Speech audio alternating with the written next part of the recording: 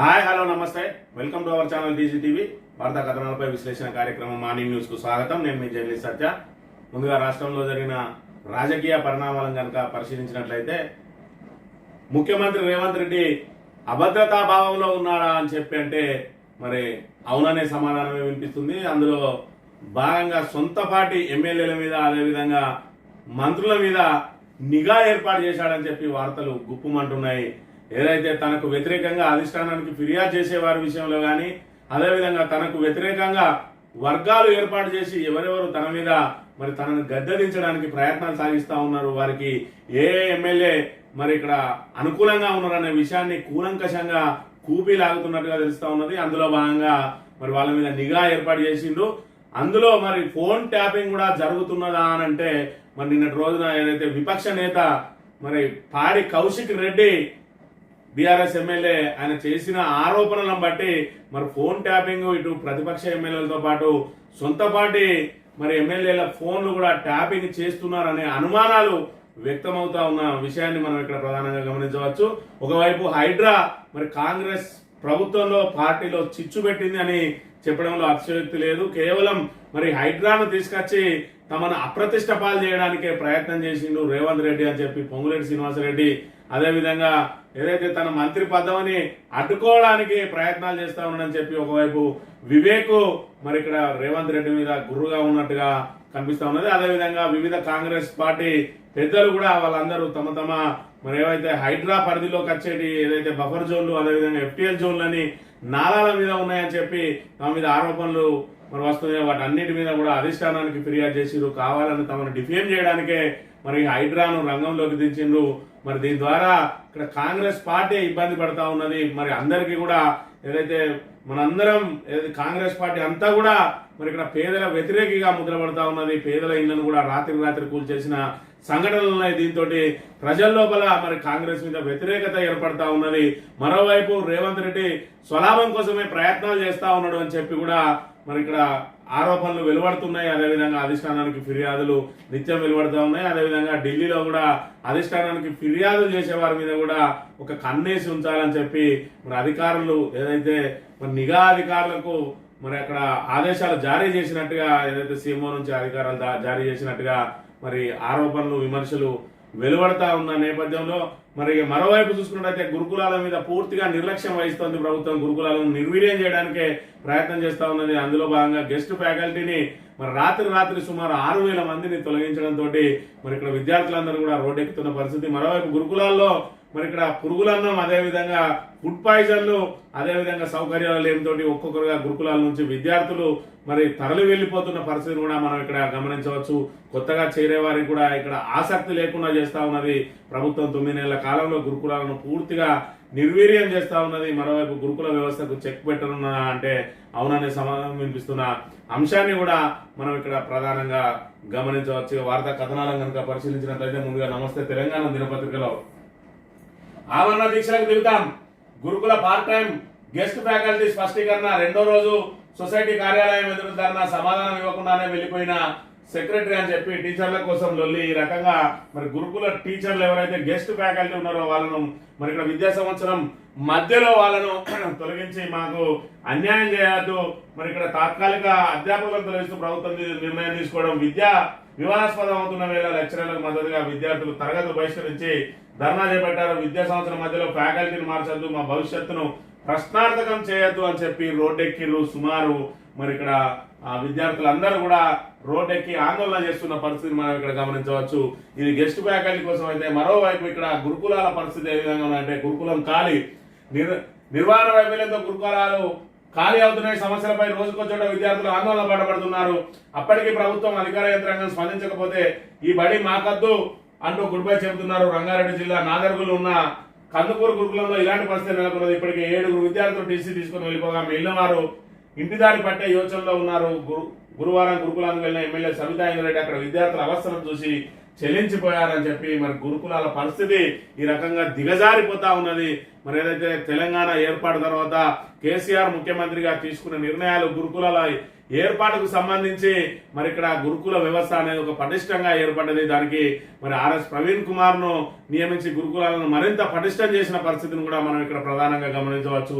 దాంతో మరి ఇక్కడ ప్రైవేటు విద్యార్థులకు ధీటుగా గురుకుల విద్యార్థులు మరి పోటీ పడ్డారు. అనేక మరి ర్యాంకులు తీసుకొచ్చుకున్నారు. 10/10 మరి గురుకులాల నుంచి అనేక మందికి వచ్చిన పరిస్థితిని కూడా మనం ఇక్కడ ప్రధానంగా గమనించవచ్చు. ఈ నేపథ్యంలో 9 నెలల నుంచి మరి ఇక్కడ రేవంత్ రెడ్డి గురుకులాల మీద నిర్లక్ష్యం వహిస్తా ఉన్నాడు. నిర్లక్ష్యం వహించడమే కాదు, మరి గురుకుల వ్యవస్థ ద్వారా బంధాలు దెబ్బతింటా ఉన్నాయి, తల్లిదండ్రుల మధ్యలో మరి దూరాలు పెరుగుతున్నాయని చెప్పి పరోక్షంగా మరి గురుకులాల మీద తనకు ఆసక్తి లేదని కూడా వెల్లడించిన అంశాన్ని మనం ఇక్కడ ప్రధానంగా గమనించవచ్చు. దాంతో ఇక్కడ గురుకులాల మీద ఈ రకంగా మరి నిర్లక్ష్యం వహించడం మూలంగా పేదలు, ఎస్సీ, ఎస్టీ, బీసీలకు మరి నాణ్యమైన విద్య అందించడంలో సర్కారుకు చిత్తశుద్ధి లేదు అనే విషయాన్ని మనం ఇక్కడ ప్రధానంగా గమనించవచ్చు. మరోవైపు కీలకమైన శాఖలు హోంమంత్రి అయితే, అదేవిధంగా మరి విద్యాశాఖ మంత్రి అయితే, ఈ రెండింటికి కూడా మరి మంత్రులు లేక మరి ఇక్కడ వారి మీద పర్యవేక్షణ కరువై అస్తవ్యస్తంగా మారుతా ఉన్నది. ఇటు శాంతి భద్రత పరిస్థితి అయితే, అదేవిధంగా ఇటు విద్యా వ్యవస్థ అయితే, రెండు కూడా దిగజారిపోతున్న పరిస్థితులను మనం ఇక్కడ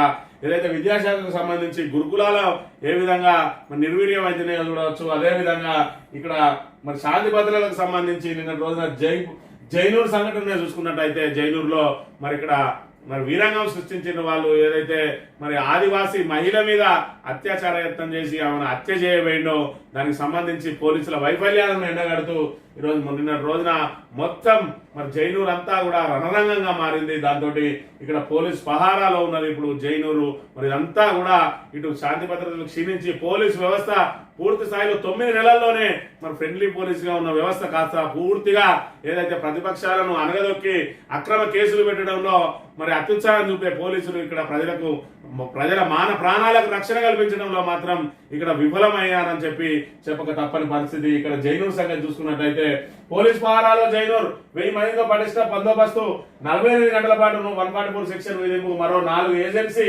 మండలాల్లోనూ అమలు, జిల్లాలో 30 యాక్ట్, ఇంటర్నెట్ బంద్.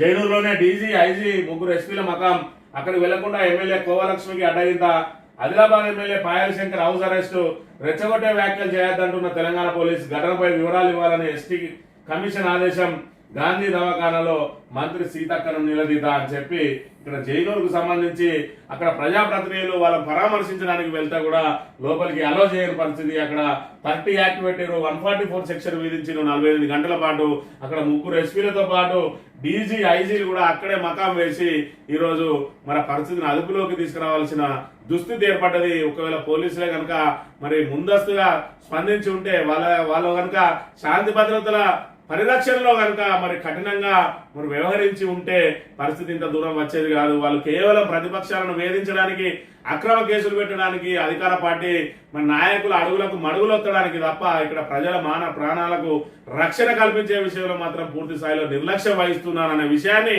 మనం ఇక్కడ ప్రధానంగా గమనించవచ్చు. దానికి కారణం ఇక్కడ బాధ్యతారాహిత్యంగా వ్యవహరిస్తున్న పోలీసుల మీద అజమాయిషీ చేయడానికి, దానికి ప్రభుత్వానికి సంబంధించి ఆ శాఖకు అధిపతి లేకపోవడమే ప్రధాన కారణంగా మరి ఇక్కడ ప్రతిపక్షాలను చెప్తున్న అంశాన్ని కూడా మనం ప్రధానంగా గమనించవచ్చు.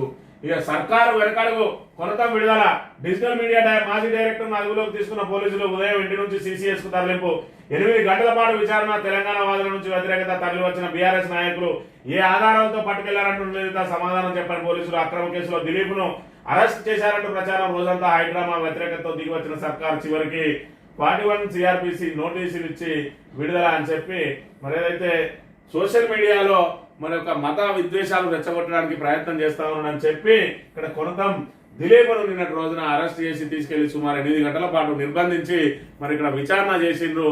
మరోవైపు ఎవరైతే సోషల్ మీడియాలో ప్రశ్నిస్తారో వాళ్ళందరినీ భయభ్రాంతులకు గురి చేసే ప్రయత్నం చేస్తా ఉన్నది ప్రభుత్వం.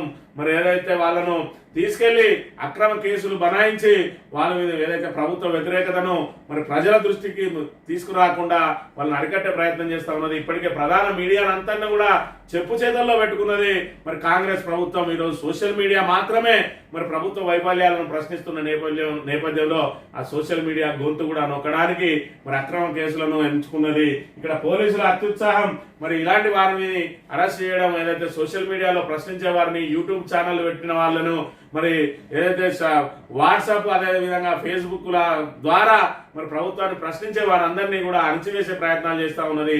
మరి ఏదైతే పోలీస్ డిపార్ట్మెంట్ కానీ మరి ఇక్కడ శాంతి భద్రత పరిరక్షణలో మాత్రం మరి ఏదైతే మహిళలకు రక్షణ కల్పించే విషయంలో మాత్రం ఇక్కడ మరి విఫలమైందని చెప్పక తప్పని పరిస్థితి మనం ఇక్కడ గమనించవచ్చు. ఎటకేలకు మరి కేసులేవి హైకోర్టులో నిలబడే హైకోర్టు జడ్జీలతోటి అక్షింతలు తప్పవని తెలుసుకున్న తర్వాత మళ్ళీ ఎక్కడి వాళ్ళని అక్కడ వదిలేస్తున్న పరిస్థితులు, ఏదైతే నోటీసులు ఇచ్చి వదిలేస్తా ఉన్నారు, తీసుకుపోయి అక్రమంగా నిర్బంధించి జైల్లో వేయాలని ప్రయత్నం చేస్తున్నప్పటికీ కూడా మరి ఇక్కడ జడ్జీలతోటి తమకు అక్షింతలు తప్పవని చెప్పి నోటీసులు ఇచ్చి వదిలేస్తున్న పరిస్థితిని మనం ఇక్కడ గమనించవచ్చు. మరి తెలంగాణ వాదులందరూ కూడా ఇలాంటి చర్యలపై మరి ప్రభుత్వం మీద తీవ్ర ఆగ్రహంతో ఉన్నారు. ఈ అణచివేతలతోటి మీరు ఇక్కడ ప్రజాభిమానం పొందలేరు.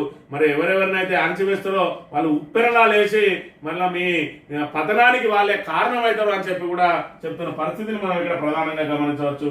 33% పంట దెబ్బతింటేనే నష్టపరిహారం, సర్కారు విధి విధానాలు జారీ, 12లోగా వివరాలు ఇవ్వాలని ఏఈఓలకు ఆదేశం. ఇటీవల కురిసిన భారీ వర్షాలకు పోటెత్తిన వరదల కారణంగా పంటకు 33% నష్టం జరిగితేనే పరిహారం ఇవ్వాలని వ్యవసాయ శాఖ నిర్ణయించింది. ఈ మేరకు విధి విధానాలు ఖరారు చేస్తూ వ్యవసాయ శాఖ డైరెక్టర్ గోపి గురువారం మార్గదర్శకాలు జారీ చేశారు. అన్ని జిల్లాల వ్యవసాయ అధికారులు దెబ్బతిన్న పంటల సమగ్ర గణన చేపట్టాలని ఆదేశించారు. వారం రోజుల్లోగా నివేదిక అందజేయాలని చెప్పి సూచించాలని. మరి పంట నష్టానికి సంబంధించి ఖచ్చితంగా మరి ఏ రైతు ఆ రైతుకు యూనిట్ గా చూసి అందులో ఆ రైతు మరి ఒక 3 ఎకరాలు వేస్తే ఎకరం పంట దెబ్బతింటేనే మరి ఆ పంటకు నష్టపరిహారం ఇస్తారు. కానీ మరి 10%, 20%, 30% దెబ్బతింటే ఇచ్చే పరిస్థితి లేదు. ఖచ్చితంగా 33% పంట దెబ్బతింటేనే వారికి నష్టపరిహారం చెల్లించాలని ఇక్కడ సర్కారు విధి విధానాలు జారీ చేసింది. మరి రైతులకు ఏ రకమైన నష్టం జరిగినా, ఎంత మేర నష్టం జరిగితే అంత మేరకు మరి వాళ్ళకు నష్టపరిహారం చెల్లించాలి. కానీ మరి ఇంత అని చెప్పి ఇంత నష్టం జరగాలి అని చెప్పి ఏ రైతు కూడా కోరుకోవడనే విషయాన్ని ప్రభుత్వం ఇక్కడ ప్రధానంగా గమనించాలి. పంటల బీమాపై సర్కారు డోకా, వానాకాలం నుంచి అమలు చేస్తామన్న ప్రభుత్వం ఇప్పటి వరకు టెండాలు కూడా పిలువమైన సీజన్ ముగియడంతో యాసంగికి వాయిదా. కుంభవృష్టిలో కొట్టుకుపోయిన పంటలు, పంట బీమా ఉంటే రైతుకు ఆర్థిక భరోసా, ఎకరాకు 10,000 సర్కారు సాయం. ఏప్రిల్ పంట నష్టమే ఎగ్గొట్టిందని ఆరోపణ. ఈ పంట నష్టం ఎప్పుడు ఇస్తారని రైతుల ఆవేదన అని చెప్పి మరి ఇక్కడ పంటల బీమాను మేము అమలు చేయబోతా ఉన్నాం, ఈ ఖరీఫ్ నుంచే మరి అమలు చేస్తామని ఊదరగొట్టిన కాంగ్రెస్ ప్రభుత్వం మరి అమలులో మాత్రం జాప్యం వహించింది. దాంతో ఇప్పుడు ఏదైతే మరి అకాల వర్షాలతోటి ఇక్కడ పంటలు కొట్టుకుపోయినాయో వాళ్ళకు మరి ఏదైతే పంట నష్టం ద్వారా వీళ్ళు బీమా కనుక కట్టి ఉన్నట్టయితే మరి వాళ్ళకు భరోసా దొరికి ఉండేది. ఈ రోజు ఆ భరోసా లేదు. మరోవైపు 10,000 నష్టపరిహారం ఇస్తా అని చెప్పి మరి ప్రభుత్వం ప్రకటించింది. మరి ఏప్రిల్ నెలలో ఇదే విధంగా అకాల వర్షాలకు పంటలు కొట్టుకపోతే ఇదే రకంగా 10,000 ఇస్తామని చెప్పిండ్రు. ఇప్పటి వరకు అతి గతి లేదు. మరి ఇప్పుడు ఇస్తా అని ప్రకటించింది, మళ్ళీ ఎప్పుడు వస్తుందో అని చెప్పి కూడా రైతులు ఆవేదన వ్యక్తం చేస్తున్నట్టు వార్తను ప్రచురించింది నమస్తే తెలంగాణ దినపత్రిక. ఇక 42% కోట ఉత్తమాటే, బీసీ రిజర్వేషన్లు పెంచకుండానే స్థానిక ఎన్నికలు పార్టీల వారీగా సీట్ ఇద్దామని ప్రతిపాదన తెరపైకి కోర్టుకెళ్లి అనుమతి తీసుకునే యోచనలో సర్కార్. కొత్త బీసీ కమిషన్ ఏర్పాటు చేస్తే మరింత జాప్యం, ముఖ్యమంత్రి రేవంత్ రెడ్డి వైఖరితో గందరగోళం, బీసీల పోరాటంపై పట్టింపేదంటున్న ప్రజా సంఘాలు అని చెప్పి మరి ఎన్నికలకు ముందు మేనిఫెస్టోలో చెప్పిండు 42% బీసీలకు మేము ఏదైతే స్థానిక సంస్థల్లో రిజర్వేషన్ కల్పిస్తాం, సమగ్ర కులగణన చేపడతాం అని చెప్పి మరి 6 నెలల్లోనే సమగ్ర కులగణన చేపట్టి ఆ తర్వాత ఎన్నికలు నిర్వహిస్తామని అన్నారు. ఇప్పటికి 9 నెలలు అయింది, అతి గతి లేదు, కులగణన లేదు, సమగ్ర కులగణన లేదు. 42%కి మరి వాళ్ళు ప్రయత్నిస్తున్నది కూడా లేదు. ఏదనంటే కోర్టు మరి అబ్జెక్షన్ ను ముందర పెడతా ఉన్నారు. కోర్టులు మరి మీరు మేనిఫెస్టోలో ఈ అంశం చేర్చక ముందు నుంచే కోర్టుల నుంచి మరి 50% మించవద్దని స్పష్టమైన ఆదేశాలు ఉన్నాయి. అయినప్పటికీ కూడా మీరు 42% పెడతామని చెప్పి మరి మోసం చేసినట్టే ఏదైతే పెట్టిందో అంటే మీకు తెలిసి అది సాధ్యం కాదని చెప్పి కేవలం ఎలక్షన్లలో మరి బురదలో బండేసి దాటడం కోసం మీరు ప్రజలను మోసం చేయడానికే తెలిసి పెట్టిన నిబంధనగా ఇప్పుడు అందరూ కూడా మరి భావించాల్సి ఉన్నది. మన 42%కి మరి రిజర్వేషన్ ను అమలు చేయాలంటే ఖచ్చితంగా మరి సమగ్ర కులగణన చేసి హైకోర్టు ద్వారా మరి ఆమోదం పొందే అవకాశం ఉన్నదని నిపుణులు చెప్తున్నప్పటికీ కూడా మరి అలాంటి చర్యలు తీసుకోకుండా మరి తమ ఏదైతే మరి మేనిఫెస్టోలో చేర్చి మరి వాళ్ళు ఏదైతే అనుకున్న ప్రకారం వాళ్ళు కృతకృత్యులైనరో మరి ఏదైతే 42% ఇస్తామని చెప్పి బీసీలను ఆకర్షించి బీసీల ఓట్లను మరి వేయించుకొని మరి ఇక్కడ గద్దెనెక్కిందో వాళ్ళ వాళ్ళ పని పూర్తయిపోయింది. ఇక ఓడదాటేదాకా ఓడమల్లన, ఓడదాటిన తర్వాత బోడమల్లన అన్నట్టు ఇప్పుడు బీసీలను ఎడవ చేత్తో విసిరెత్తా ఉన్నది రేవంత్ రెడ్డి సర్కార్. మరోవైపు మేనిఫెస్టో చైర్మన్ మరి స్వయంగా ఆయన హైకోర్టు లాయరు మరి ఇప్పుడు 5వ సారి ఎన్నికైండు. అయినప్పటికీ కూడా ఆయనే మరి ఇక్కడ కేవలం అబద్ధాలను మేనిఫెస్టోలో చేస్తే మరి తనకు ఇబ్బందిగా మారుతుంది, తన ప్రతిష్ట దెబ్బతింటుందని కూడా ఏమాత్రం ఆలోచన చేయకుండా కేవలం కాంగ్రెస్ ను అధికారంలోకి తీసుకురావడమే మరి ధ్యేయంగా అనేక అబద్ధపు హామీలను రూపకల్పన చేసిండు. అందులో భాగంగానే 6 గ్యారంటీలు కూడా మరి రూపకల్పన చేసి 100 రోజుల్లోనే అని చెప్పి మరి ఇక్కడ బ్యాండ్ పేపర్లు రాసిచ్చారు. అయినప్పటికీ కూడా 6 గ్యారెంటీలకు గతి లేదు. ఇక రేవంత్ రెడ్డి స్వయంగా కనబడ్డ దేవుని మీదల్లా ఒట్టేసి రుణమాఫీ అన్నాడు. ఇప్పటి వరకు సంపూర్ణ రుణమాఫీ కానీ పరిస్థితి ఉన్నది. ఈ రకంగా కాంగ్రెస్ ప్రజలను మరి మార్పు పేరుతోటి మోసం చేసింది. తిరిగి మళ్ళీ హామీలన్నింటినీ కూడా అటకెక్కించిన పరిస్థితిని మనం ఇక్కడ ప్రధానంగా గమనించవచ్చు. ఇక నిఘా నీడలో మంత్రులు, నేతలు, అధికారుల కదలికలపైన కన్ను, ప్రత్యేక విభాగంతో నిరంతర నిఘా, ఢిల్లీలో నేతల కదలికలపైన సర్వేలెన్స్, తనపై ఎవరైనా ఫిర్యాదు చేసినట్టు తెలిస్తే ఆస్థాన మీడియాలో వ్యతిరేక కథనాలు అని చెప్పి మరి ఇక్కడ రేవంత్ రెడ్డి ఏదైతే ఒంటెద్దు పోకడలు మరి ఇక్కడ లెక్కలేని తనం, మరి తలబిరుసుతనం, దాంతో మరి వీళ్ళందరూ కూడా రేవంత్ రెడ్డిని గద్దెదించడం కోసం సీనియర్లందరూ కూడా మరి జట్టు కడుతున్నట్టుగా మనకు ప్రధానంగా తెలుస్తా ఉన్నది. మరోవైపు రేవంత్ రెడ్డిని గద్దెదించక తప్పదు, అధిష్టానం కూడా గుర్రుగా ఉన్నది అని చెప్పి చెప్తున్న నేపథ్యంలో అనేక ఫిర్యాదులు వెళ్తా ఉన్నాయి. మొన్నటికి మొన్న కొత్తగా ఏర్పాటు చేసిన హైడ్రా ద్వారా కాంగ్రెస్ కు కొత్తగా ఒనగూరే ప్రయోజనం లేదు, రాష్ట్రానికి ఒనగూరే ప్రయోజనం లేదు.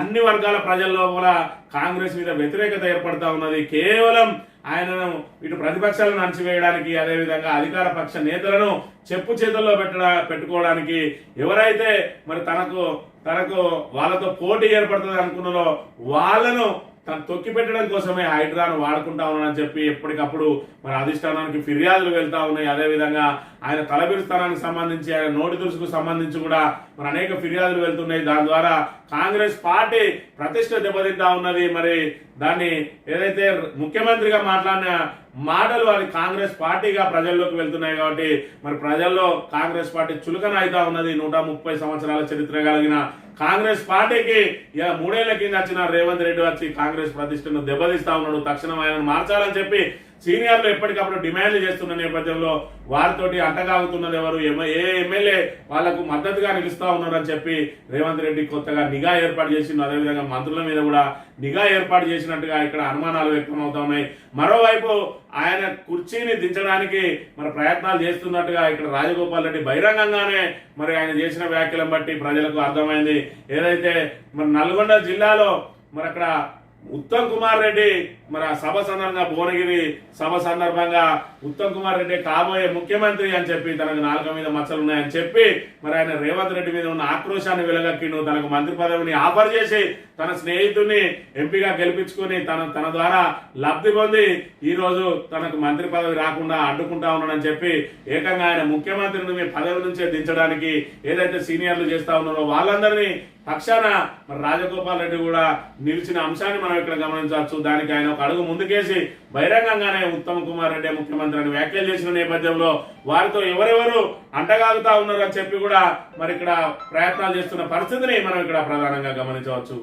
ఇక కర్ణాటక విషయానికి వస్తే కౌన్ బనేగా సీఎం, కర్ణాటక కాంగ్రెస్ లో తీవ్రమవుతున్న కుర్చీలాట పదవి కోసం డీకే శివకుమార్ తీవ్ర ప్రయత్నాలు, రేసులో సతీష్ జారకిహోలీ, ఢిల్లీలో చర్చలు, సీఎం మార్పుపై సమీకరణాల బేరీజులో కాంగ్రెస్ హైకమాండ్ పరిశీలనలో ఖర్గే, పరమేశ్వర్ల పేర్లు, మంత్రులకు విధి ఇచ్చిన సిద్ధరామయ్య, కుర్చీ కాపాడుకునేందుకు చివరి ప్రయత్నాలు అని చెప్పి మరి ఇక్కడ కాంగ్రెస్ మన ఏదైతే కర్ణాటక కాంగ్రెస్ లో మరి ముసలం పుట్టింది. ఆయన మీద తీవ్ర ఆరోపణలు ఏవైతే ఎదుర్కొంటున్నాడో సీఎం సిద్ధరామయ్య ఆయనను గద్దెదించాలని చెప్పి తెలంగాణలో ఏ విధంగా అయితే సీనియర్లందరూ పట్టుబడతా ఉన్నారో అదేవిధంగా డీకే శివకుమార్ వర్గం ఖచ్చితంగా సిద్ధరామయ్యను కుర్చీ నుంచి దిగిపోవాలని చెప్పి ఇన్ని ఆరోపణలు ఎదుర్కొంటా ఉన్నాడు. మరి రేపు హైకోర్టు కూడా మరి తీర్పు ఇవ్వబోతా ఉన్నది. ఏదైతే మరి ఇక్కడ గవర్నర్ ఆదేశాల మీద ఆయన తీర్పు వెళ్లి స్టే తెచ్చుకున్నాడు.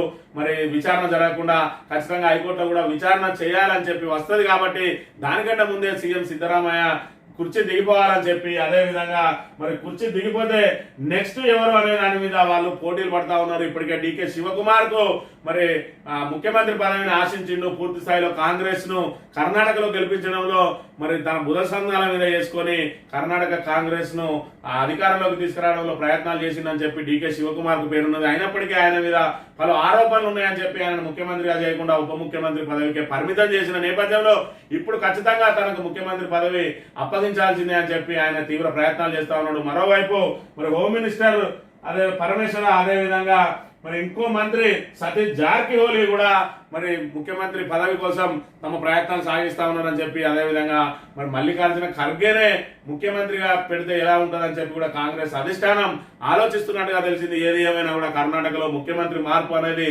తప్పనిసరి పరిస్థితి అయింది. స్వయంగా ఆయన కుటుంబమే వివాదంలో ఇరుక్కున్నది. మరి ఏదైతే ముడా కుంభకోణంలో మరి విలువైన భూములను తన భార్య పేరిటకు బదలాయించడంలో ముఖ్యమంత్రి తన అధికారంలో దుర్వినియోగం చేసిండు అని చెప్పి ఆరోపణలు ఎదుర్కొంటున్న నేపథ్యంలో ఆయన మార్పు, అక్కడ సీఎం మార్పు సత్యమైంది. అదేవిధంగా కాంగ్రెస్ లో మరి ఏదైతే దేశం మొత్తం మీద 3 రాష్ట్రాల్లో అధికారంలో ఉన్నది కాంగ్రెస్ పార్టీ, అందులో హిమాచల్ ప్రదేశ్ ఆల్రెడీ పూర్తి స్థాయిలో దివాలా తీసింది. ఏదైతే హామీలు అలవిగాని హామీలు ఇచ్చిందో మొదటగా ఇచ్చింది హిమాచల్ ప్రదేశ్.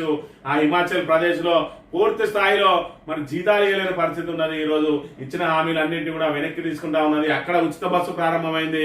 ఆ ఉచిత బస్సుకు సంబంధించి ఇప్పుడు ఆ హామీని వెనక్కి తీసుకొని 50% టికెట్లని ప్రవేశపెట్టింది. మరోవైపు కర్ణాటక ఆ తర్వాత మళ్ళీ ఉచిత పథకాలను పెట్టింది. కర్ణాటక కూడా దివాలా తీసింది. ఆ తర్వాత తెలంగాణ పెట్టింది ఉచిత పథకాలు. ఆ ఉచిత పథకాలు అన్నిటికీ మంగళం పాడింది. ఇది దివాలా తీయక ముందే అసలు ఆ హామీలన్నింటినీ కూడా అటకెక్కించింది. 6 గ్యారంటీలను మరి అటకెక్కించిన పరిస్థితి. కేవలం మరి మహిళలకు ఉచిత బస్సును మాత్రమే ప్రవేశపెట్టింది. దాన్ని కూడా మరి ఎక్కడికక్కడ మరి దాన్ని నిర్వీర్యం చేయడానికి ప్రయత్నాలు చేస్తా ఉన్నది. అందులో భాగంగా మరి ఇక్కడ ఆర్డినరీ ఎక్స్ప్రెస్ లకు మాత్రమే ఉచిత ప్రయాణం ఉండడంతో సెమీ డీలక్స్లని, సెమీ లగ్జరీలని, లగ్జరీలని మరి బస్సులన్నింటినీ ప్రవేశపెట్టి ఇక్కడ మరి ఆర్డినరీలను అదేవిధంగా ఎక్స్ప్రెస్లను పరిమితం చేసి మరి వాళ్ళను ఇతర రవాణా వైపు మరి మహిళలు వెళ్ళక తప్పని పరిస్థితిని సృష్టిస్తున్న అంశాన్ని మనం ఇక్కడ గమనించవచ్చు. ఏదేమైనా 3 రాష్ట్రాల్లో కాంగ్రెస్ అధికారంలో ఉంటే ఈ 3 రాష్ట్రాలు కూడా సంక్షోభాన్ని ఎదుర్కొంటున్న పరిస్థితిని మనం ఇక్కడ గమనించవచ్చు. ఆల్రెడీ హిమాచల్ ప్రదేశ్ కు సంబంధించి ఇప్పటికే అనేక ఇబ్బందులు ఎదురైనాయి. కర్ణాటకలో ముఖ్యమంత్రి మార్పు అనివార్యమైంది. ఆ తర్వాత తెలంగాణలో కూడా ముఖ్యమంత్రి మార్పు అనివార్యం అని చెప్పి సీనియర్లు అందరూ కూడా రేవంత్ రెడ్డిని గద్దెదించడానికి చేస్తున్న ప్రయత్నాల్లో మరి ఆయన అడ్డుకునే ప్రయత్నంలో భాగంగా వాళ్ళందరినీ చెప్పు చేతుల్లో పెట్టుకునే భాగంగా హైడ్రాను ప్రయోగించడంతో పాటు ఇప్పుడు ఏకంగా వాళ్ళ మీద నిఘా ఏర్పాటు చేసి వాళ్ళ ఫోన్లను కూడా ట్యాపింగ్ చేస్తా ఉన్నాడని చెప్పి ఆరోపణలు వెలువడుతున్న అంశాన్ని మనం ఇక్కడ ప్రధానంగా గమనించవచ్చు. సాక్షి దినపత్రిక, తెలంగాణ దినపత్రిక విషయానికి వస్తే పెద్దోళ్ళని అరెస్ట్ చేసి చిన్నోళ్ళని భయపెడదాం, రేవంత్ సర్కార్ నయా ప్లాన్ అని చెప్పి మరి ఇక్కడ ఏదైతే కొనతం దిలీప్ డిజిటల్ మాజీ డైరెక్టర్ గా ఉన్నాడో, రాష్ట్ర మాజీ డిజిటల్ డైరెక్టర్ కొంతం దిలీప్ ను అరెస్ట్ చేసి ఏదైతే యూట్యూబ్ ఛానళ్ళు సోషల్ మీడియా వేదికగా ప్రశ్నించే గొంతులన్నింటినీ నొక్కడానికి మరి ఇక్కడ పెద్ద వాళ్ళను అరెస్ట్ చేసి మరి తద్వారా చిన్న వాళ్ళను బెదిరియడానికి ప్రయత్నాలు చేస్తా ఉన్నది రేవంత్ ప్రభుత్వం. అంతేగాని ప్రజా వ్యతిరేక విధానాలను మానుకొని మరి ప్రజలకు చేరువవడానికి కార్యక్రమాలైతే చేస్తలేదు. ఏదైతే హామీలు ఇచ్చిందో ఆ హామీలను అమలు చేయడానికి మాత్రం ముందుకు రావడం లేదనే విషయాన్ని మనం ఇక్కడ గమనించాలి. ప్రశ్నిస్తే అరెస్టులు, దాడుల కొంతం దిలీప్ అరెస్ట్ అక్రమం, ఆధారాలు లేకుండా అరెస్టుల కిడ్నాప్ చేసి తీసుకొచ్చారు. లౌకికత్వానికి బీఆర్ఎస్ మారుపేరు, ఉద్యమకారులపై కాంగ్రెస్ కుట్ర, ప్రతీకార చర్యలు ఆపాలి, బీజేపీ రెచ్చగొడుతున్న చర్యలు లేవు. జగదీష్ రెడ్డి, ఆర్ఎస్ ప్రవీణ్ కుమార్ మరి ఇక్కడ నిన్న రోజున ప్రశ్నిస్తే అరెస్టులు, దాడుల అని చెప్పి మరి ఇక్కడ లౌకికత్వానికి మారుపేరు బీఆర్ఎస్, మరి ఇక్కడ ఏదైతే ఫ్యూడలిజానికి మారుపేరు రేవంత్ సర్కార్ అన్నట్టుగా మరి నిన్న రోజున వాళ్ళు ఆరోపణలు చేశారు. ఆధారాలు లేకుండా ఏ విధంగా అరెస్ట్ చేస్తారు? మరి సోషల్ మీడియాలో పోస్టులు పెట్టితేనే మరి అరెస్ట్ చేస్తామంటే ఈరోజు బీజేపీ ఏదైతే మీరు ఆరోపణలు చేస్తున్న ఆ పోస్టులు ఏవైతే ఉన్నాయో వాటన్నింటినీ కూడా బీజేపీ తన అధికారిక హ్యాండిల్లో కూడా పెట్టింది. కానీ బీజేపీని టచ్ చేయడానికి రేవంత్ కు ధైర్యం లేదు అని చెప్పి వాళ్ళు విమర్శిస్తున్న అంశాన్ని మనం ఇక్కడ గమనించవచ్చు. ఒకవేళ బీజేపీ వాళ్ళని కనుక టచ్ చేసినట్లయితే రేవంత్ రెడ్డి జైలు పోయే పరిస్థితి ఉన్నాయి. కాబట్టి బీజేపీని టచ్ చేసే ధైర్యం చేయడం లేదు. కానీ మిగతా సోషల్ మీడియాను అదేవిధంగా ప్రశ్నించే మరి ప్రశ్నించే వారందరినీ తెలంగాణ వాదులను భయభ్రాంతులకు గురి చేసే ప్రయత్నం జరుగుతూ ఉన్నదని చెప్పి వాళ్ళు ఆరోపణ చేస్తున్న పరిస్థితిని మనం గమనించవచ్చు. అందులో భాగంగానే ఇక్కడ జర్నలిస్టు ఆకుల శ్రీనివాసరెడ్డిపై కేసు, మైనపల్లి అక్రమాలపై వార్తలు రాసినందుకు కేసు నమోదు, 41 సిఆర్పిసి కింద పిలిచి విచారణ అనంతరం విడుదల చేసిన పోలీసులు అని చెప్పి ఇక్కడ మైనంపల్లి హనుమంతరావు చేస్తున్న అక్రమాల మీద, అదేవిధంగా ఆయన చేస్తున్న ఆయన వ్యవహార శైలి మీద మరి విస్తృతంగా వార్తలు ప్రచురించిన శ్రీనివాసరెడ్డి మీద కేసు నమోదు చేసిండ్రు. కేసు నమోదు చేసి ఆయన అదుపులో తీసుకొని విచారించారు. అనంతరం మళ్ళీ ఆయనకు నోటీసులు ఇచ్చి వదిలేసిన పరిస్థితిని మనం ఇక్కడ ప్రధానంగా గమనించవచ్చు. గురుకులాలను నిర్వీర్యం చేసే కుట్ర, విద్యా సంవత్సరం మధ్యలోనే రేవంత్ సర్కార్ రోడ్డున పడ్డ ఉపాధ్యాయ లెక్చరర్ల కుటుంబాలు, గురువుల కోసం రోడ్డెక్కిన విద్యార్థులు అని చెప్పి ఇక్కడ గురుకులాలను నిర్వీర్యం చేయడానికి ప్రయత్నం చేస్తా ఉంటే, మరోవైపు ఇక్కడ బాసరలో సుమారు 2000 మంది ఇక్కడ బాసర IIIT విద్యార్థులు ఉద్యమానికి దిగిండ్రు. మరి ఇక్కడ 17 డిమాండ్ల సాధన కోసం ర్యాలీ నిర్వహించిండ్రు. సమస్యల పరిష్కారం కోసం డిమాండ్ ప్రభుత్వం దిగిరాకుంటే ఉద్యమం తీవ్రతరం చేస్తామని ప్రకటన. బాసర IIIT విద్యార్థులు మరోసారి నిరసన గలం వినిపించారు. సుమారు 2000 మంది విద్యార్థులు ఆందోళన దిగారు. రెగ్యులర్ వీసీ నియామకం, హాస్టల్ గదుల్లో, మెస్సుల్లో, విద్యాబోధనలో ఎదుర్కొంటున్న సమస్యలపై గలమెత్తారు. తమ డిమాండ్ల సాధన కోసం భారీ ర్యాలీ నిర్వహించారు. ప్రభుత్వం తమ సమస్యలను వెంటనే పరిష్కరించాలని, లేదంటే నిరసన కార్యక్రమాలు కొనసాగిస్తామని విద్యార్థులు హెచ్చరించారని చెప్పి మరి ఇక్కడ బాసర IIITలో మరి సౌకర్యాల కొరతకు సంబంధించి, అదేవిధంగా మెస్సుల్లో మరి అక్కడ ఎలుకలు తిరుగుతా ఉన్నాయి, అపరిశుభ్రత మరి నిలవై ఉన్నది, అదేవిధంగా ఏదైతే ఉపాధ్యాయుల కొరత ఉన్నది, ఫ్యాకల్టీ కొరత ఉన్నది, అనేక సమస్యలు ఎదుర్కొంటా ఉన్నామని చెప్పి 17 డిమాండ్లతోటి సుమారు 2000 మంది రోడ్డెక్కి మరి నిరసన తెలియజేస్తున్న పరిస్థితిని మనం ఇక్కడ గమనించవచ్చు. తమ సమస్యలను కనుక పరిష్కరించకపోతే మరి తమ నిరసనను ఉధృతం చేస్తామని కూడా హెచ్చరించిన పరిస్థితిని మనం ఇక్కడ ప్రధానంగా గమనించవచ్చు. ఏఐకి ఫ్యూచర్ సిటీని ఏఐ హబ్ గా తీర్చిదిద్దామన్న ముఖ్యమంత్రి రేవంత్ రెడ్డి ఎదురయ్యే సవాళ్లను స్వీకరిస్తూనే భవిష్యత్తును సృష్టిస్తాం. నాస్కామ్ భాగస్వామ్యంతో రాష్ట్రంలో ఏఐ ఫ్రేమ్వర్క్ అమలు, తెలంగాణ గ్లోబల్ ఏఐ సదస్సును ప్రారంభించిన సీఎం. పరిశ్రమల ఏర్పాటుకు హైదరాబాద్ తో సరిపోలే నగరమేది దేశంలో లేదని వెల్లడి. ఫ్యూచర్ సిటీలో 200 ఎకరాల్లో ఏఐ సిటీ ఏర్పాటు అంటున్న శ్రీధర్ బాబు. ఇక్కడ ఏఐ ఏదైతే ఆర్టిఫిషియల్ ఇంటెలిజెన్స్ కు మరి ఇక్కడ కేంద్రంగా ఫ్యూచర్ సిటీనే ఉంటది. దాని ఫ్యూచర్ అంతా కూడా మేము ఏర్పాటు చేయబోయే 4th సిటీ ఏదైతే ఉన్నదో ఆ ఫ్యూచర్ సిటీయే మరి ఏఐకి ఫ్యూచర్ నిలవబోతా ఉన్నది. మరి ఏఐ హబ్బును తీర్చిదిద్దుతాం ఫ్యూచర్ సిటీలో అని చెప్పి చెప్తున్న పరిస్థితిని మనం ఇక్కడ గమనించవచ్చు. రేవంత్ రెడ్డి మాటలు కోటలు దాటుతా ఉన్నాయి కానీ పనులు మాత్రం గడప దాటడం లేదు. ఒకవైపు మరి ఇక్కడ 1 తారీఖే జీతాలు ఇస్తామని చెప్పి అనేక మందికి ఇప్పటి వరకు జీతాలు మరి 4వ వారం వరకు కూడా జీతాలు ఇవ్వని పరిస్థితి ఎదుర్కొంటా ఉన్నది మరి కాంగ్రెస్ ప్రభుత్వం. మరోవైపు జీతాలు చెల్లించలేక గెస్ట్ ఫ్యాకల్టీలను సైతం తొలగిస్తా ఉన్నారు. అదేవిధంగా అవుట్ సోర్సింగ్ ఉద్యోగులు 2-3 నెలలుగా మరి తమకు జీతాలు రావడం లేదని మొత్తుకుంటున్న పరిస్థితిని మనం ఇక్కడ గమనించవచ్చు. మరోవైపు పెన్షన్దారులకు మరి 4000 చేస్తామని చెప్పి 2000 పెన్షన్ 9 నెలలైనా అతిగతి లేదు. 100 రోజులు చేస్తామన్నారు. ఆ 100 రోజులు రాకముందే మరి ఇక్కడ ఏదైతే ఎన్నికలు వచ్చినాయి, ఎంపీ ఎన్నికలు, మరి కోడ్ ఉన్నది అన్నారు. ఆ కోడ్ అయిపోయింది, అన్ని అయిపోయినా కూడా ఇప్పటికీ మరి ఆ పండుటాకులకు 4000 ఇస్తా అన్న హామీని గంగలో కలిపిండ్రు. మరి ఇక్కడ ఏదైతే కళ్యాణ లక్ష్మి తులం బంగారం ఇస్తా అన్నారు అది కూడా అటకెక్కించిండ్రు. ప్రతి మహిళకు 2500 ఇస్తామన్నారు, దాని మాటే మర్చిపోయిండ్రు. ఈ రకంగా మరి విద్యార్థులకు విద్యా భరోసా కార్డు ఇస్తా అన్నారు.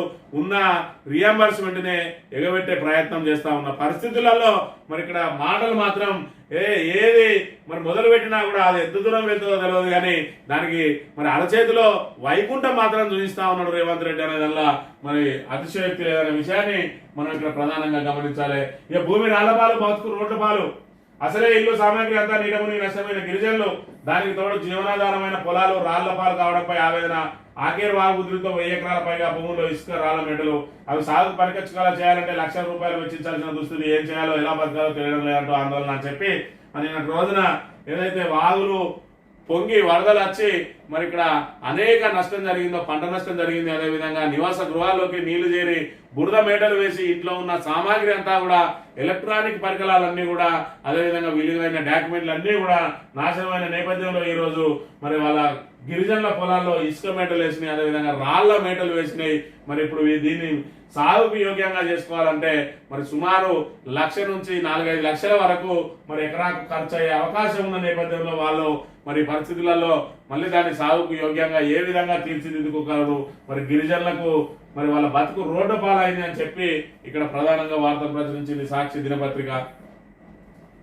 6,000 పోస్టులతో మరో డిఎస్సి, 10 రోజుల్లో డిఎస్సి ఫలితాలు, ప్రభుత్వ స్కూళ్లకు ఉచిత విద్యుత్తు, గురు పూజోత్సవ సభలో ఉప ముఖ్యమంత్రి బట్టి విక్రమార్క 150 మంది టీచర్లకు పురస్కారం అని చెప్పి 6,000 పోస్టులతో మరో డిఎస్సి వేయబోతున్నాం అని చెప్పి ఇక్కడ మరి బట్టి విక్రమార్క చెప్తా ఉన్నాడు. గురు పూజోత్సవ సభలో మరి ఇక్కడ ఉప ముఖ్యమంత్రి పాల్గొన్నాడు. మరి ఈ సభకు ఖచ్చితంగా ముఖ్యమంత్రి రావాల్సి ఉండే ఇంత ముఖ్యమైన కార్యక్రమానికి ముఖ్యమంత్రి గైర్హాజరు కావడం పట్ల కూడా ఇక్కడ ప్రధాన ప్రతిపక్షం ఆయన మీద ఆరోపణలు చేస్తున్న పరిస్థితి మనం గమనించవచ్చు. ఆంధ్రజ్యోతి విషయానికి వస్తే ప్రభుత్వ విద్యా సంస్థలకు ఉచిత విద్యుత్తు, స్కూల్ నుంచి యూనివర్సిటీ దాకా విభాగాధిపతులకు నెల నెల కరెంటు బిల్లులు, దీనికోసం ప్రత్యేకంగా పోర్టల్, ఆర్థిక శాఖతో అనుసంధానం, ప్రతి నెల బడ్జెట్ కేటాయింపు అని చెప్పి మరి ఉచిత విద్యుత్తును విద్యా సంస్థలకు కూడా విస్తరించబోతా ఉన్నట్టుగా ఇక్కడ ప్రధానంగా ప్రచురించింది. శాశ్వత స్థానిక కోటాకు అర్హులే నివాసితులు, శాశ్వత నివాసితులు స్థానిక కోటాకు అర్హులే, వారికి వరుసగా 4 ఏళ్ల నిబంధన వర్తించదు. వైద్య విద్య కౌన్సిలింగ్ అవకాశం ఇవ్వండి. విద్యార్థి స్థానికతపై ప్రస్తుతం మార్గదర్శకాలు లేవు, దీనిపై తాజాగా నిబంధనలు మార్గదర్శకాలు ఇవ్వండి. కొత్త మార్గదర్శకాల మేరకే వైద్య విద్యలో ప్రవేశాలు. జీవో 33 కేసులో హైకోర్టు కీలక తీర్పు అని చెప్పి మరి ఏదైతే హైకోర్టు కొత్తగా జీవో తీసుకొచ్చిందో 10 సంవత్సరాలు పూర్తయిన నేపథ్యంలో, ఏదైతే ఉమ్మడి రాజధాని 10 సంవత్సరాలు పూర్తయిన నేపథ్యంలో మరి ఇక్కడ తెలంగాణ విద్యార్థులకే వైద్య సీట్లను రావడానికి కొత్తగా జీవోని తీసుకొచ్చింది.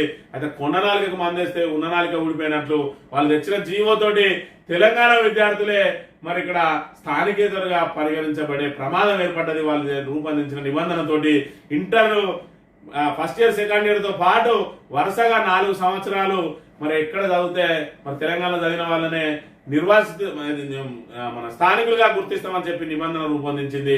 మరి ఇక్కడ ఏదైతే తెలంగాణకు సంబంధించిన విద్యార్థులు ఆంధ్ర ప్రాంతంలో కనుక ఇంటర్ చదివినట్టయితే వాళ్లకు స్థానికత కోల్పోయే అవకాశం ఉన్నది.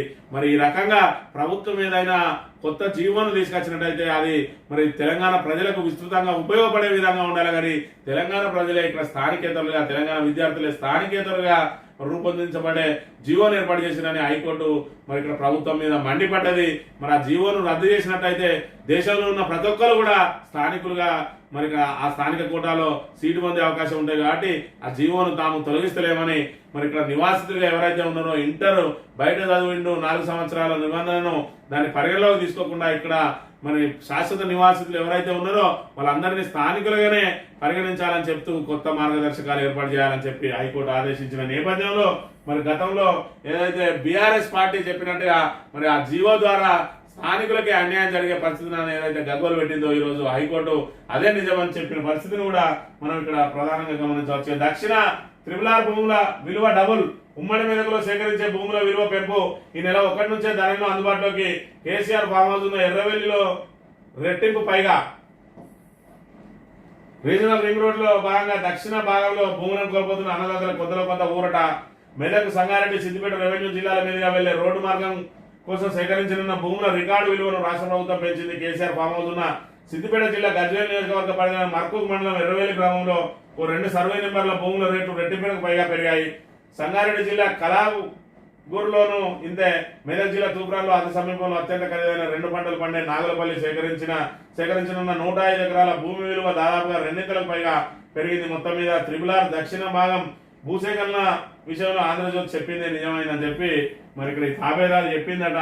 మరి అక్కడ సీఎం అమలు చేసిందట. ఏదైతే రీజనల్ రింగ్ రోడ్డుకు సంబంధించి మరి ప్రభుత్వ భూముల విలువను రెట్టింపు చేసింది. కాబట్టి రైతులకు ఎలాంటి డోకా లేదు, ఇక మీకు పూర్తి స్థాయిలో సూపర్ పరిహారం అందబోతోంది. దానికి మా ఆంధ్రజ్యోతి కృషి ఉన్నదని చెప్పి రాసింది తాబేదార్ పత్రిక. మరి ఇక్కడ ఏదైతే కోట్ల రూపాయల విలువైన భూములను ఇవాళ దాన్ని మరి మార్కెట్ ధరకును ఇప్పుడు వాళ్ళు పెంచిన రేటుకు చూసుకున్నట్టయితే మరి ఏ రకంగా కూడా రైతులకు న్యాయం జరిగే అవకాశం ఉండదనే విషయాన్ని మనం ఇక్కడ ప్రధానంగా గమనించాలి.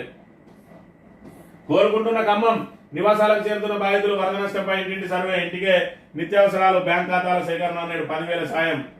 ఇంటికనే వద్ద 2వ ట్రాక్ సిద్ధం. సికింద్రాబాద్ బెజవాడ రూట్ లో నెమ్మదిగా నడుస్తున్న రైలు. వరద బాధితులకు అండగా నిలవండి. బీమా కంపెనీలను కోరిన కేంద్ర ఆర్థిక శాఖ. సర్వే పూర్తి కాగానే పరిహారం పంపిణీ. ఇల్లు కోల్పోయిన వారికి ఇందిరమ్మ ఇల్లు ఇస్తాం. మున్నేరు బాధితులను ఆదుకుంటామంటున్న మంత్రి తుమ్మల. వరద బీభత్సంతో మరి ఇక్కడ పూర్తి స్థాయిలో మరి సర్వం కోల్పోయిన ఏదైతే వరద బాధితులు ఉన్నారో వాళ్ళందరూ కూడా పునరావాస కేంద్రాల నుంచి ఒక్కొక్కరుగా వరద పూర్తి స్థాయిలో తగ్గడంతో ఇళ్లలోకి చేరుకుంటా ఉన్నారు. ఇళ్లలో మరి ఏదైతే బురద మేటలు వేసినాయో వాటన్నిటిని కూడా మరి ఆ వస్తువులను శుభ్రం చేసుకుంటా ఉన్నారు. ఇంట్లో ఉన్న వస్తువులన్నీ కూడా పూర్తి స్థాయిలో చెడిపోయిన పరిస్థితి. కనీసం వంట సామాగ్రిని అయినా వాటిని మరి ఏదైతే వంట పాత్రలను శుభ్రం చేసుకొని సిద్ధం చేసుకుంటున్న పరిస్థితి. మరోవైపు బట్టల నుంచి మొదలు పెడితే డాక్యుమెంట్ల వరకు అన్ని కూడా పూర్తి స్థాయిలో మరి చెడిపోయిన అంశాన్ని మనం ఇక్కడ గమనించవచ్చు. ఖమ్మం జిల్లా కోలుకోవాలంటే మరి అనేక రోజులు పట్టే పరిస్థితి కూడా ఉన్న విషయాన్ని మనం గమనించాలి. మళ్లీ పేర్ల తోట భద్రాద్రి జిల్లాలో బోనాలకుంట అడవిలో భారీ ఎన్కౌంటర్, 6 మావోయిస్టుల మృతి, 2 గ్రేవన్స్ పోలీసుల గాయాలు, టేకులగూడెంలో మావోయిస్టు నేత జగన్ అంత్యక్రియలు పూర్తి, భారీ ఎత్తున ప్రజలు అని చెప్పి మళ్ళీ మరి ఇక్కడ ఏదైతే బీజాపూర్ ఎన్కౌంటర్ది, ఛత్తీస్గఢ్ ఎన్కౌంటర్ది మరొక ముందే మళ్ళీ భద్రాద్రి జిల్లాలో మరో ఎన్కౌంటర్ జరిగింది. అందులో 6 మావోయిస్టులు ఇక్కడ మృతి చెందిన అంశాన్ని మనం ఇక్కడ ప్రధానంగా గమనించవచ్చు. వాళ్ళ దగ్గర నుంచి మరి పోలీసులు అనేక ఆయుధాలను కూడా స్వాధీనం చేసుకున్న పరిస్థితిని మనం ఇక్కడ ప్రధానంగా గమనించవచ్చు. గురు పూజోత్సవానికి హాజరయ్యే తీరికలేదా? సీఎం రేవంత్ రెడ్డికి మాజీ మంత్రి హరీష్ రావు ప్రశ్న. ఖమ్మం వరద బాధితులకు 3 లారీలో నిత్యావసరాలు పంపిన బీఆర్ఎస్ నేత అని చెప్పి మరి ముఖ్యమైన గురు పూజోత్సవానికి సంబంధించి మరి ఏదైతే ఇలా దేశానికి పట్టుకొమ్మలు మరి విద్యార్థులే, ఆ విద్యార్థులకు చదువు చెప్పే గురువులను మనందరం కూడా గౌరవించాల్సిన బాధ్యత మనందరి మీద ఉన్నదనే విషయాన్ని మరి మర్చిపోయి ఈరోజు గురు పూజోత్సవానికి మరి ఇక్కడ రేవంత్ రెడ్డి గైర్హాజరు రావడాన్ని తీవ్రంగా తప్పుపట్టిండు హరీష్ రావు. అదేవిధంగా ఖమ్మం వరద బాధితుల కోసం 3 లారీల్లో నిత్యావసర సరుకులన్నింటినీ కూడా మరి జెండా ఊపి పంపించిన పరిస్థితిని మనం ఇక్కడ ప్రధానంగా గమనించవచ్చు. ఈనాడు దినపత్రిక విషయానికి వస్తే ఏఐతో భవిష్యత్తుకు బలమైన పునాది అని చెప్పి మరి ఇక్కడ ఆరంభ శూరత్వం కాకుండా దాన్ని ఆచరణలో పెట్టాలి. ఈరోజు తెలంగాణలో పూర్తి స్థాయిలో జీతాలు ఇవ్వడానికి రోజు రోజుకు మరి వడ్డీలో ఏదైతే అప్పులు తీసుకొస్తున్న పరిస్థితి. మరి ఇప్పటికే 70,000 కోట్లకు పైగా అప్పులు తీసుకొచ్చిండు. మరి ఇక్కడ వీటన్నిటికీ మరి ప్రకటనలు మాత్రం మరి కడుపు నిండే విధంగా ఉంటున్నాయి, కానీ అవి ఆచరణలో ఎంత దూరం వస్తాయనే విషయాన్ని అయితే మరి ప్రజలు గమనించాలి. ఇప్పటికే భూములను కూడా వేలం వేసుకొని జీతాలు కట్టాల్సిన పరిస్థితి మరి తెలంగాణకు సృష్టించిందనే విషయాన్ని మనం గమనించాలి. ఉపాధిపై ఉప్పెన, వరదలకు ఆటోమొబైల్ రంగం కుదేలు, దెబ్బతిన వాహనాలు, బురదపాలైన ఇంధనాలు. ఖమ్మం నగరంలోని ముండేరు నదికి 2 వైపులా ఎక్కడ చూసినా వాహనాల ఇంజన్లు భాగాలు విడదీ శుభ్రం చేస్తున్న దృశ్యాలు కనిపిస్తున్నాయి. కొందరు వాహనాలు లోపల చేరుకున్న బురదంతలు ఇస్తున్నాయి. మరికొందరు మెకానికులను తీసుకొచ్చి వీరు నీరు చేరిన డీజిల్ ట్యాంకుల ఇంజన్లను బాగు చేయిస్తున్నారని చెప్పి మరి పూర్తి స్థాయిలో ఏదైతే ఒక బిల్డింగ్ మేర వచ్చినాయి కాబట్టి వాహనాలన్నీ కూడా పూర్తిగా నీళ్ళ లోపల మునిగిపోయినాయి. కొన్ని అయితే పూర్తి స్థాయిలో అక్కడ నుంచి కొట్టుకుపోయిన పరిస్థితి. మరి కొట్టుకుపోయిన వాటి కోసం గాలిస్తూ ఉన్నారు. అదేవిధంగా నీట మునిగిన అన్ని కూడా మరి ఇంజన్లలో నీరు చేరింది, బుడద చేరింది. ఆ ఇంజన్లు అన్ని కూడా మరి ఇక్కడ రిపేర్కు ఉన్నాయి. సుమారు ఒక్కో వాహనానికి 1,00,000 నుంచి 5 లక్షల వరకు రిపేర్లకు ఖర్చు ఉండబోతా ఉన్నది. దాంతో ఇక్కడ ఏదైతే మరి ఇక్కడ ఆటోమొబైల్ రంగం మరి ఇక్కడ కుదేలైన పరిస్థితిని మరి దానికి సంబంధించిన వార్తను ప్రధానంగా ప్రచురించింది.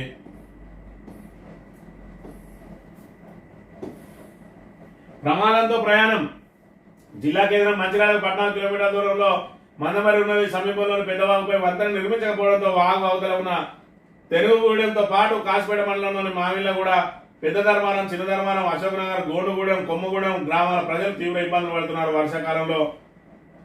వర్షాకాలంతో పాటు ఎగువ ప్రాంతాల్లో వర్షం కురిసినప్పుడు కళ్యాణ్ కని ఉపరితల గనిలో నీరు వదిలేసినప్పుడు వాగు ఉప్పొంగి ప్రవహిస్తుంటుంది. ఆ సమయంలో మందమరి మంచిర్యాలకు రావాలంటే రైలు మార్గం మీద రాకపోకలు సాగిస్తూ ఉంటారని చెప్పి ఇక్కడ ఏదైతే మంచిర్యాల అదేవిధంగా మందమరికి మధ్యలో మరి వాళ్ళు ప్రయాణం చేయాలనంటే అక్కడ బ్రిడ్జ్ లేకపోవడంతో రైల్వే బ్రిడ్జ్ ఏదైతే ఉన్నదో దేవాపూర్ సిమెంట్ ఫ్యాక్టరీ కోసం వేసిన మరి రైల్వే లైన్ మీద నుంచే మరి మధ్యలో ఇక్కడ మరి వీళ్ళు దాటడం కోసం వేసుకున్నారు. ఆ రైల్వే లైన్ మధ్యలో ఒక రేకు లాంటిది వేసారు. దాని మీదకి వెళ్ళి ఇక్కడ నడక సాగిస్తా ఉన్నారు. ద్విచక్ర వాహనాల ద్వారా కూడా దాని మీదనే పోతా ఉన్నారు.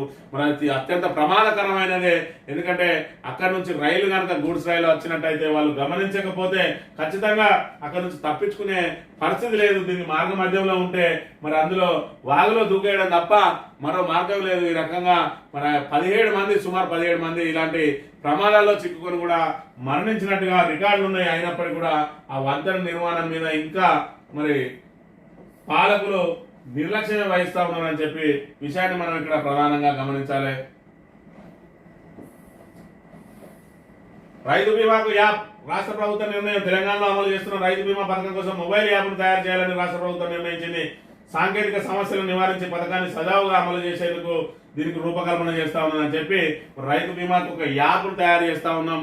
మరి ఇప్పటికే అనేక మందికి ఇబ్బందులు ఎదురైతా ఉన్నాయి. ఎవరైతే మరి బాధిత కుటుంబాలు ఉంటాయో వాళ్ళకు ఆధారంలో లోపాలు కానీ, అదేవిధంగా మరి చిన్న చిన్న సాంకేతిక సమస్యలతోటి వాళ్ళకు మరి చేరడం లేదు. ఏదైతే సరైన సమయంలో వాళ్ళకి డెత్ సర్టిఫికేట్ సమర్పించడంలో లేట్ అయినా కూడా వాళ్ళకు పరిహారం అందడం లేదని చెప్పి ఒక ప్రత్యేక యాప్ను రూపకల్పన చేస్తా అని చెప్పి చెప్తా ఉన్నది. మరి ఇక్కడ ప్రచార ఆర్భాటం తప్ప కాంగ్రెస్ ప్రభుత్వానికి మరి దాని మీద ఏ సమస్యల మీద చిత్తశుద్ధి లేదు. ఇప్పటికే రైతు భరోసా అందక రైతులు తీవ్ర ఇబ్బందులు పడతా ఉన్నారు. మరోవైపు వరదల నేపథ్యంలో తాత్కాలికంగా రుణమాఫీ మీద నుంచి దృష్టి మరల్చింది. మొన్నటి వరకు హైడ్రా తోటి, తర్వాత ఇప్పుడు వరదలతోటి దృష్టి మళ్ళింది.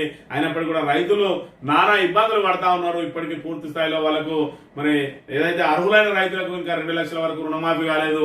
కొంతమందికి 2 లక్షలు ఉంటే 2,000, 3,000 మాఫీ అయిన పరిస్థితులను కూడా మనం ఇక్కడ గమనించినాం. ఇంకా వాళ్ళు మరి కార్యాలయాల చుట్టూ తిరుగుతూనే ఉన్నారు. ఒకవైపు ఖరీఫ్కు సంబంధించి మరి ఇక్కడ పెట్టుబడి సాయం అందలేదు, రైతు భరోసా మీద ఊసే లేదు.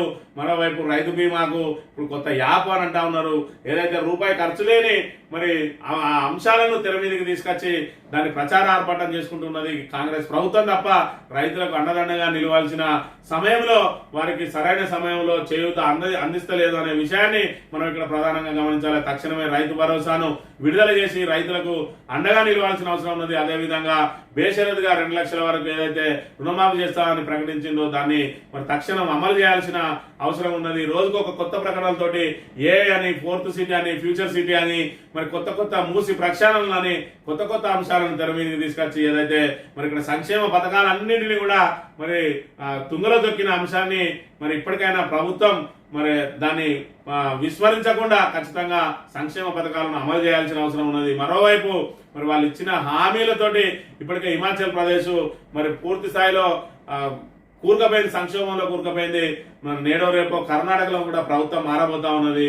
అదే రకంగా రేవంత్ రెడ్డి కూడా ఇటు సంక్షేమ పథకాలు అమలు చేయక ఇటు ప్రజల నుంచి తీవ్ర వ్యతిరేకత ఎదుర్కొని అటు మరి సీనియర్ల నుంచి మరి ఆయన ఒంటెత్తు పొక్కడంతో సీనియర్ల నుంచి కూడా ఆయన కుర్చీ లాగేయడానికి సిద్ధంగా ఉన్న నేపథ్యంలో కాంగ్రెస్ పార్టీని కాపాడుకోవడానికి వాళ్ళు ఏదైతే ఈ వైఫల్యాలన్నింటినీ కూడా రేవంత్ రెడ్డి మీద నెట్టి రేవంత్ రెడ్డిని సీఎం సీట్ నుంచి పక్కకు జరిపి మళ్ళీ కొత్తగా కాంగ్రెస్ పాలన చేస్తున్నట్టుగా ప్రజల లోపల ఒక కొత్త ఒరవడి సృష్టించడానికి ప్రయత్నం చేస్తా ఉన్నది. ఆ హామీలన్నీ కూడా రేవంత్ రెడ్డి వ్యక్తిగతం అన్నట్టుగా ఆ హామీల ఏదైతే వైఫల్యం ఉందో ఆ వైఫల్యాన్ని అంతా కూడా రేవంత్ రెడ్డి మీద నెట్టి ఆయన పక్కకు తప్పియడం కోసం అదను కోసం వేచి చూస్తా ఉన్నది. దానికి సీనియర్లు అందరూ కూడా మరి ఇక్కడ జట్టు కడతా ఉన్నారు. అందులో భాగంగానే వాళ్ళ మీద నిఘా ఏర్పాటు చేసిండు రేవంత్ రెడ్డి అనే విషయాన్ని మరి ఇక్కడ ప్రస్తావిస్తూ ఇది ఈ రోజు మార్నింగ్ న్యూస్. తిరిగి రేపు వెళ్దాం. Thank you very much.